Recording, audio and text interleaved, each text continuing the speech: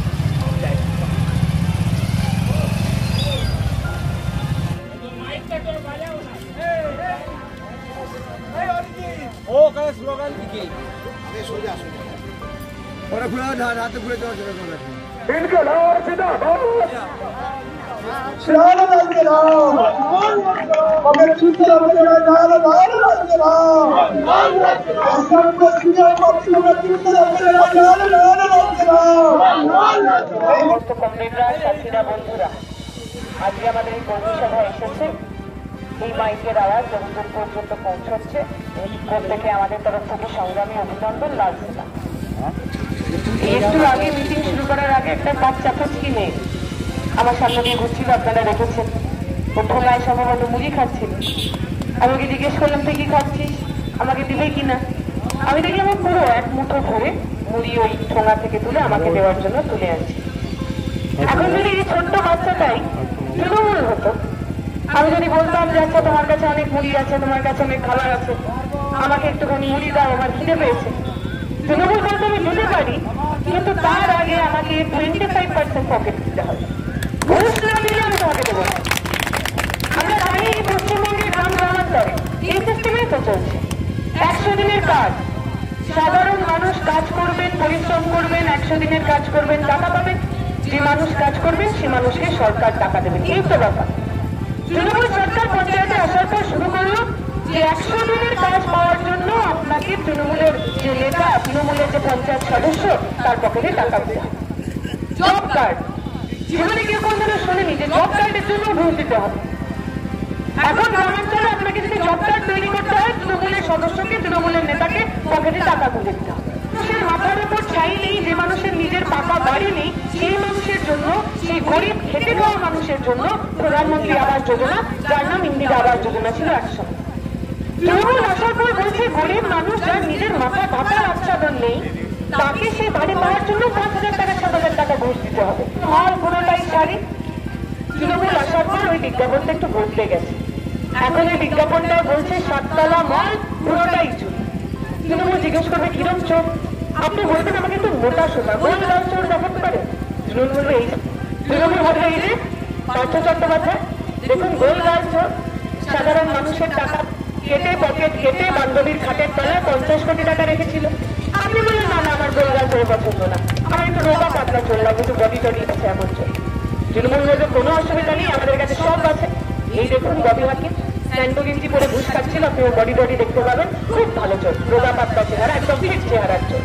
আপনি বললেন না, এসব রোগা মোটা এইসবের দরকার নেই, একটা ভালো দেখে মহিলা চোর দেখাতে পারবেন, বলবেন কুচ করো নেই।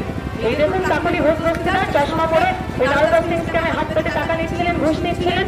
আপনি বললেন না না থাকে, মহিলা টলিয়া আমার চলবে না, আমাকে একটা অলস চোর দেখা।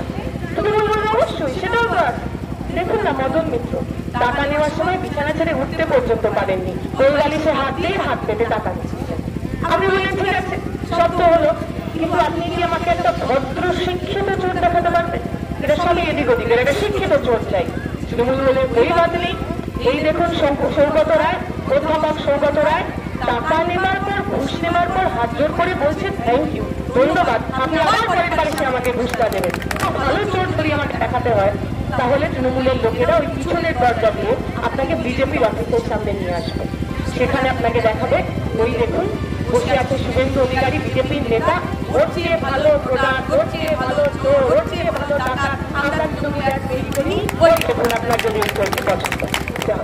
আপনারা তো দেখেছেন, আপনার বড়রা দেখেছেন 34 বছর ধরে বামপন্থীরা সরকারে ছিল, শুনেছেন কখনো বামপন্থী কোন নেতা, একটা মন্ত্রী চুরির দায়ে জেলে গেছে?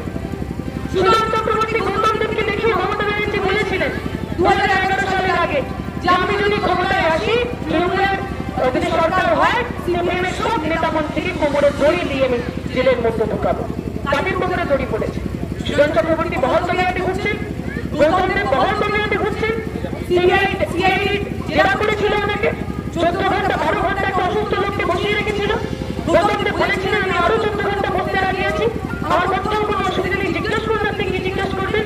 এত বছরে একটা টাকার দুর্নীতি ওরা প্রমাণ করতে পারে। গর্ব করে বলি আমরা। ওরা বলে তোমরা তো শূন্যের দল, তোমরা অ্যাসেম্বলিতে শূন্য, তোমরা পার্লামেন্টে শূন্য। আমরা বলছি হ্যাঁ, আমরা অ্যাসেম্বলিতেও শূন্য, পার্লামেন্টেও শূন্য, কিন্তু তোমার ওই পার্থ চট্টোপাধ্যায়ের মতো, তোমার ওই অনুব্রত মণ্ডলের মতো, তোমার ওই জ্যোতিপ্রিয় মল্লিকের মতো ঘুষ খেয়ে টাকা চুরি করে আমরা জেলে যাইনি, জেলে শূন্য। আমরা গর্ব করে বলি ওই চোর টাকাদের লিস্টে আমাদের নাম নেই, ঘুষ করতে লিস্টে আমাদের নাম নেই। আপনাদের পক্ষ নিতে হবে, কেমন শূন্যদের পাশে আপনি দাঁড়াতে চান? এই গ্রামে স্কুল প্রাইমারি স্কুল এই গ্রামে করেছে। এই গ্রামে বিল্কুল মাসিক থেকে মাটি ফেলে উঁচু করা, ধান করার চেয়ে নিচে করা, এটা আমরা করে গেছি। এখন তাহলে পর্যন্ত ধারাই দিচ্ছে, কিছু পরিবারকে রাতের অন্ধকারে আমাদের সরকার যারা কাজ করেছে বলে যখন ভোট হয়ে যাওয়ার পরই বললে দাদা আটকাতে পারলাম না, কিছু মানুষ বিক্রি হয়ে গেল। এই বকুলপুর গ্রাম কোনদিন লাল ঝান্ডা ধরে অন্য কোনো ঝান্ডা যায়নি, কোনদিন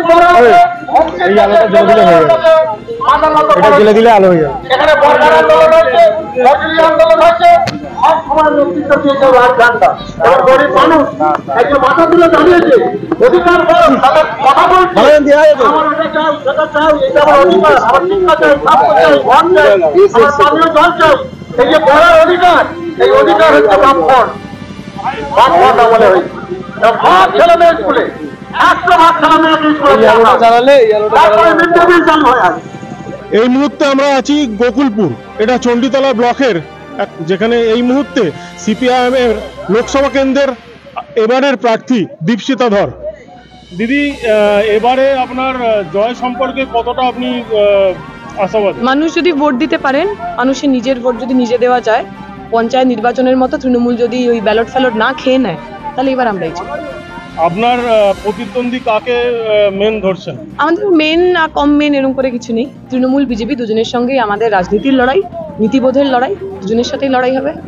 এই ব্যাপারে কি বলবেন আপনি? দেখুন, আশা তো অনেকেই করেন, কিন্তু গোল দেওয়া, হ্যাট্রিক করা, যদি এইসব ওনাকে করতে, উনি ফুটবল খেলুন। ইস্ট বেঙ্গল, মোহনবাগান, মোহনবাগান অনেকগুলো ক্লাব আছে। যদি রাজনীতি করতে হয় তাহলে পশ্চিমবঙ্গের মানুষ, শ্রীরামপুরের সাধারণ মানুষ, তার সম্পর্কে উনি কি কি কাজ করেছে তাই নিয়ে কথা বলুন। কতবার পার্লামেন্টে শ্রীরামপুরের সাধারণ মানুষের অসুবিধা নিয়ে উনি প্রশ্ন তুলেছেন, তাই নিয়ে কথা বলুন। সেগুলো না বলে উনি গোল মারবেন, চিয়ার লিডার হবেন, একে মারবেন, তাকে মারবেন, এসব কথার কোনো মানে নেই। গোকুল এখানকার মানুষের জন্য আপনার কি বার্তা আগামী দিনে? এটাই বার্তা যে খুব কঠিন লড়াই, আপনারা আমাদের সঙ্গে থাকবেন, আশীর্বাদ করবেন। আমরা যখন প্রার্থী পরিক্রমা করছিলাম, আমরা দেখছিলাম ওই গ্রামে মেয়েরা তারা বিভিন্ন হাতের কাজ করছিলেন, মানে মেয়েরাও তারা স্বাবলম্বী হচ্ছেন, তার নিজের মতো করে কাজ করছেন, কিন্তু মজুরির ব্যাপার যখন আসছে তখন তারা মজুরি পাচ্ছেন না। মহিলাদের যারা ঘরে কাজ করেন এবং পুরুষদের মধ্যে যে এই যে তারতম্য, বেতনের যে তারতম্য, আমি সেই বিষয়ে কথা বলতে চাই। এই গ্রামের বহু ছেলেরা, আমার প্রজন্মের ছেলেমেয়েরা যারা এখানে কাজ না পেয়ে বাইরে কাজ করতে যেতে বাধ্য হচ্ছে, তারা যাতে পরিযায়ী শ্রমিক না হয়, এই শ্রীরামপুর এলাকার মধ্যেই যাতে তাদের কর্মসংস্থান হয়, তার জন্য কাজ করতে চাই। পড়াশোনার যে অবস্থা, যে সমস্ত বাচ্চারা স্কুল যেতে পারছে না, পড়াশোনার অভাবে স্কুল বন্ধ হয়ে যাওয়া, স্কুলে মাস্টার দিদিমণি না থাকা, ইনফ্রাস্ট্রাকচার ভেঙে পড়া, এগুলোর বিরুদ্ধে কাজ করতে চাই। জিতে প্রথম আপনার কাজ কি হবে, চিন্তা কি করেছেন এই ব্যাপারে কিছু? আমরা বলবো, শ্রীরামপুরের মানুষের অনেক ধরনের ক্ষোভ অভিযোগ রয়েছে। আমরা চাইবো যা যা এই 15 বছর উনি করতে পারেননি, সেটা ওই বৈদ্যবাড়ি রুরাল পুল হতে পারে, সেটা আন্ডারপাস হতে পারে, সেটা বন্ধ কলকারখানাগুলো খোলা হতে পারে, বন্ধ কলকারখানার জমিতে নতুন করে কারখানা তৈরি করা হতে পারে, সেগুলোই আমাদের প্রায়োরিটি থাকে।